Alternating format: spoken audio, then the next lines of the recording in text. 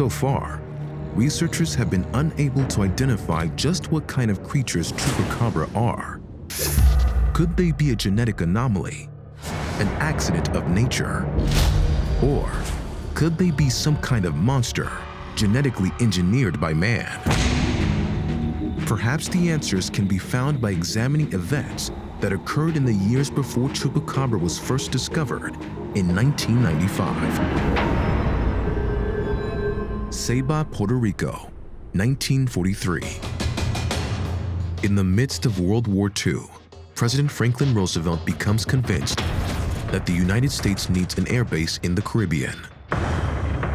In northeast Puerto Rico, he establishes Roosevelt Roads Naval Base. After the war, it becomes a facility for top-secret military experimentation. Experimentation that some believe may be connected to Chupacabra. Puerto Rico has a very sizable military base, and because it involves nuclear protocols, it's top secret. There are rumors that beneath that naval base, there is a secret area where experimentation may have been done, where the attempt to create a really vicious creature who could fight for our armed forces against our enemies may have been created. There's a weekly radio program run by Jorge Martin, who's also written about the Chupacabras. In his version, the Chupacabra was possibly an interspecies hybrid clone planted by the Department of Defense and the CIA on Puerto Rico. This is very much in league with the real history of laboratory experimentation on Puerto Rico, because Puerto Rico, since the 1940s, had a very important pharmaceutical laboratory presence, and they experimented on Puerto Rican women with Depo-Provera and the birth control pill. And also, it relates to the use of Puerto Rico as a location for testing these rhesus monkeys from Asia. I think it's a plausible theory, absolutely. With regard to the theories that these things have been genetically engineered in some covert laboratory somewhere, the Chupacabra is really an abomination. It has these really weird, grotesque features. Its behavior and its predation patterns are very unlike anything that we've known. So certainly it is a possibility. Could it be more than mere coincidence that the first reported Chupacabra sightings occurred on the same island where the US government is known to have performed medical experiments in the past? And if so, is it possible that these bloodthirsty creatures could have originally been created as a gruesome type of military weapon? It is a disturbing notion that cannot simply be dismissed, especially because there is another, even more incredible connection between Chupacabra and the Roosevelt Roads Naval Base. El Yunque, Puerto Rico, February 19th, 1984. Deep in the jungles of the Puerto Rican rainforest, just a few miles from Roosevelt Roads, locals witness a large white glowing disc skimming above the canopy. A few seconds later, the UFO crashes into the side of the mountain, leaving a smoking crater. Within an hour, government and military officials cordon off the area and remove any evidence of the crash. However, a few lucky eyewitnesses were able to catch a glimpse of the object before the authorities arrived. And what they see cannot be forgotten. When they recovered the craft, there were rumors of a number of dead Chupacabras found inside the vehicle. One other part of the story is the rumor that not all of these Chupacabras were killed on impact, that a number of them escaped from the craft and headed off into the rainforest for cover. That may have been the beginnings of the Chupacabra phenomenon. There are theories that the UFO crash was covered up, and yet whatever came out of that alien spacecraft is what is in the secret space under Roosevelt Roads. Over the years, there have been a number of stories suggesting that US military personnel from Roosevelt Roads captured or killed a number of Chupacabra and their bodies were taken to underground fortified areas where they were studied and autopsied. The possibility that the phenomenon has alien origins.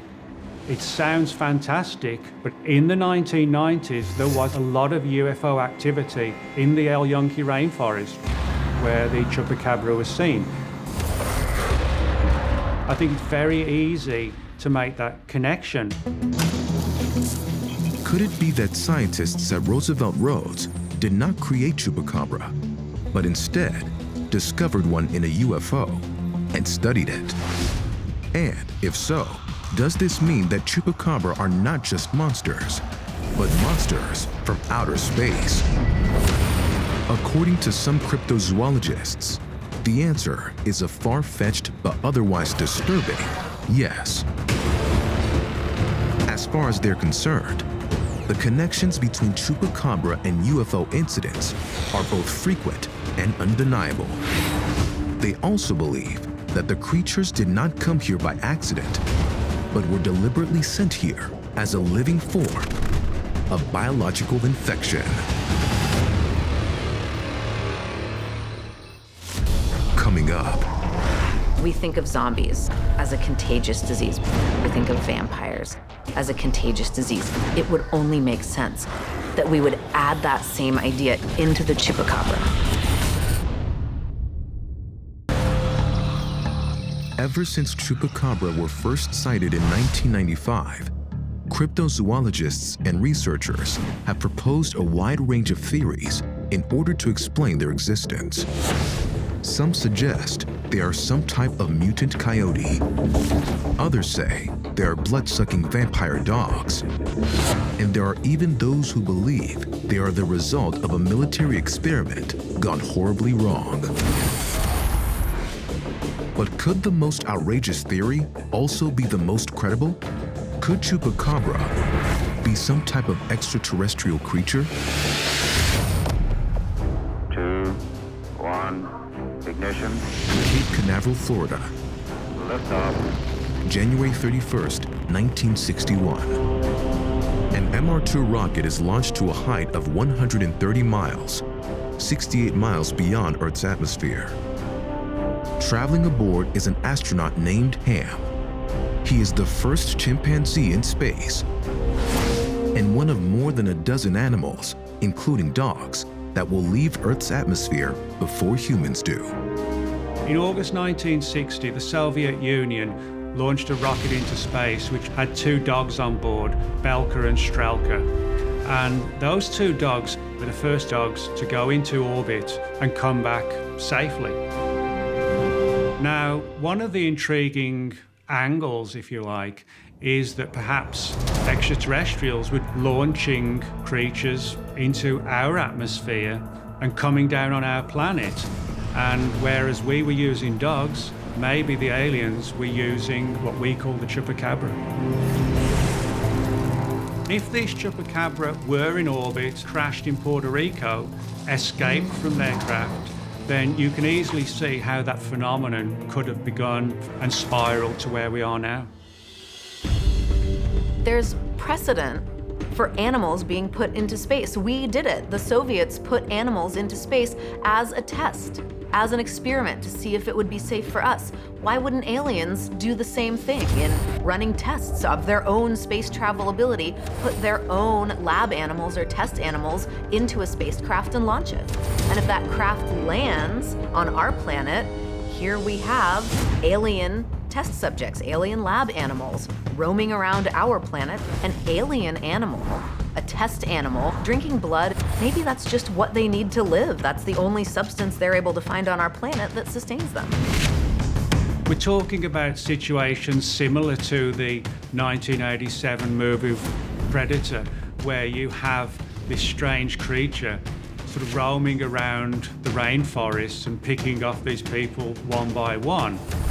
You have released extraterrestrial animals roaming around the island.